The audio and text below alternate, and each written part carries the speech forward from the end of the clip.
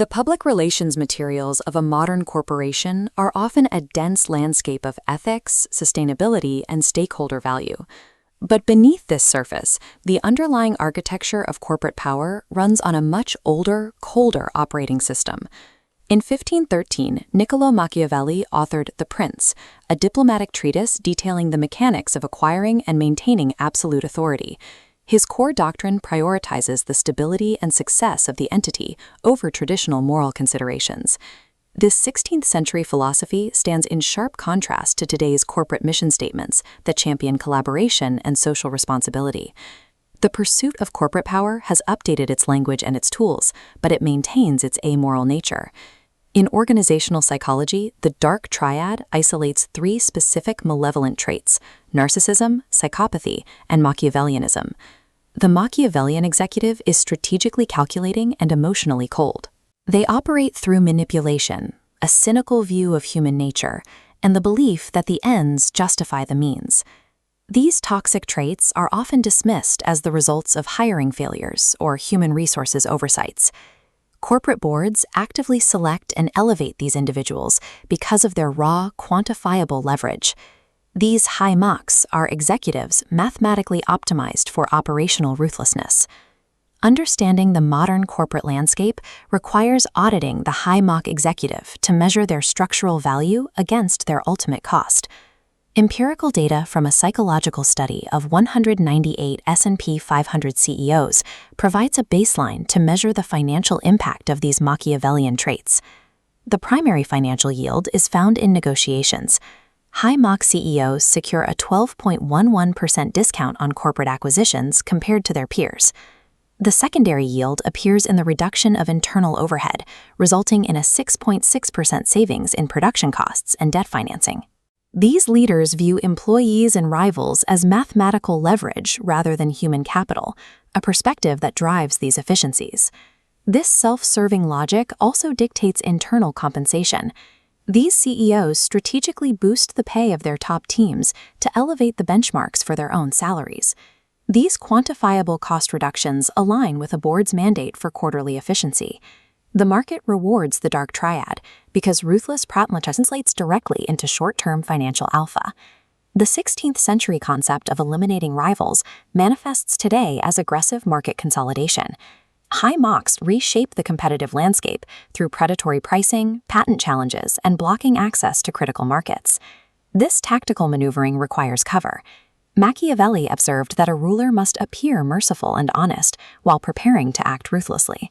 Modern corporate social responsibility and ESG metrics fulfill this historical axiom. High mach leaders view stakeholder and environmental obligations strictly as secondary to profit maximization. Sustainability reporting frequently serves as virtue signaling to manage public perception during periods of mass layoffs or aggressive restructuring. Corporate virtue provides a smokescreen for the ruthless tactical maneuvering required to secure a monopoly. While the external financial yield is visible, an internal compounding structural debt accumulates within the company. Relentless self-interest from the top triggers a psychological contract breach among the workforce. This breach causes a plummet in employee happiness at work and the evaporation of trust. Employees respond with knowledge hiding, withholding information to protect their own leverage from peers and supervisors.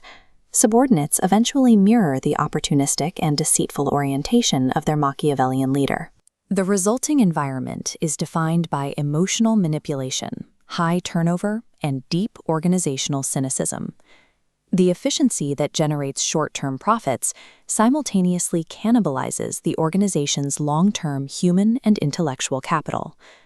Carlos Ghosn's tenure at Nissan demonstrated the dual aspects of Machiavellian leadership: strategic brilliance in aggressive cost-cutting, shadowed by eventually revealed financial misconduct. Travis Kalanick built a culture of hyper-growth at Uber through obsessive analytics and harsh deadlines that pushed the workforce to a breaking point.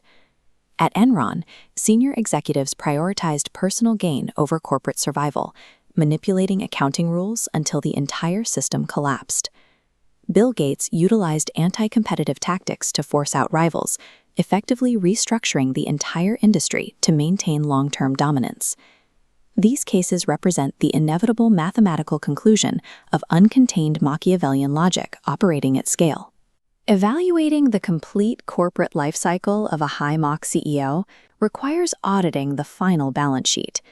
The Machiavellian executive is a highly effective tactical weapon for winning the immediate quarter.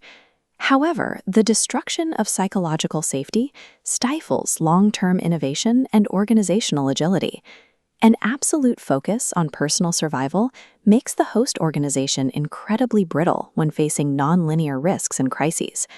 Deploying a Machiavellian CEO is essentially taking out a high-interest payday loan against the company's own culture. Eradicating high Machs from the talent pool is impossible. Their nature draws them towards positions of power and leadership. Psychological research indicates that while high Mach employees are capable of destruction, their toxic behaviors are conditional.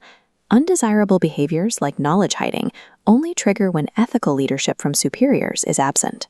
Under highly ethical leaders, the destructive tendencies of Machiavellian employees are significantly neutralized. Ethical leaders effectively cage the Machiavellian by refusing to signal that amoral tactics are acceptable for achieving the bottom line. A failure to establish this strict ethical framework allows the high Mach to act as a role model, infecting and eventually destroying the corporate culture. Rigorous corporate governance and ethical leadership serve as the only pragmatic mechanisms to keep a ruthless asset from burning down the empire it helped build.